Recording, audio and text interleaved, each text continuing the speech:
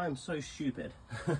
I'm just checking this flashing light works on the back. I've got a 3 amp fuse in there in case anything sketchy happens. These are the controls for it. They're further apart than they need to be. I know they're exposed, but I'm just testing it for now. But I just realised, why isn't it working?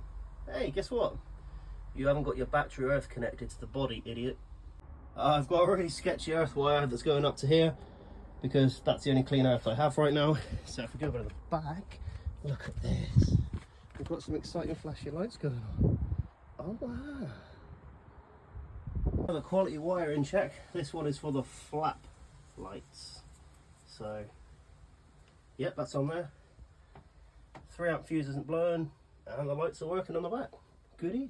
Have flap lights. Yes. This is a mystery wire. I've not marked it, but it's not blowing the fuse, and I realised it is the one for the marker lights on the end of the cab, which are all working. Fabulous. Even the end outline marker lights are all working as well. Look at that. Yes. Great news.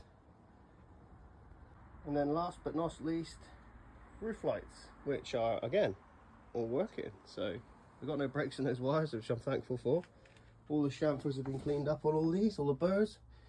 So now I just got to wire up a fuse box and all the other stuff. So let's look at getting these seats back in first. Right, before I've put any screws in this, I've just fitted the seat belts back in because I didn't know if they were going to obstruct anything or not, but they don't, which is great. So happy days. Onward to secure these little things in. Come inside for this one because it's raining out there, so I'm going to get the coffee sack here, this one. I've cut it up, and what I plan to do is tuck it in around the base of the seat, so when the seat's in you can't see any of this basically, because there is a bit of a gap where it's missing trim.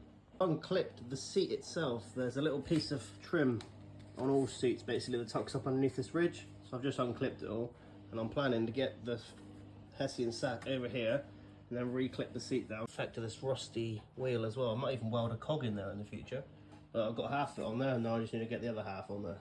Okay, I've done one seat. This is all tucked up under there, so it's hiding that end piece. I've had to put 2 cable ties in this side, and I've had to put 2 cable ties in this side, just so it definitely holds it on there when this comes down and it's all re-secured. But it's got a good level of coverage.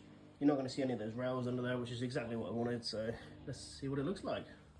I'm really happy with that. So that's all that material pulled back down over there. You can't even see the cable ties.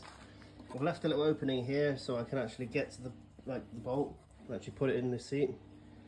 So again, it's all still going to be one single piece.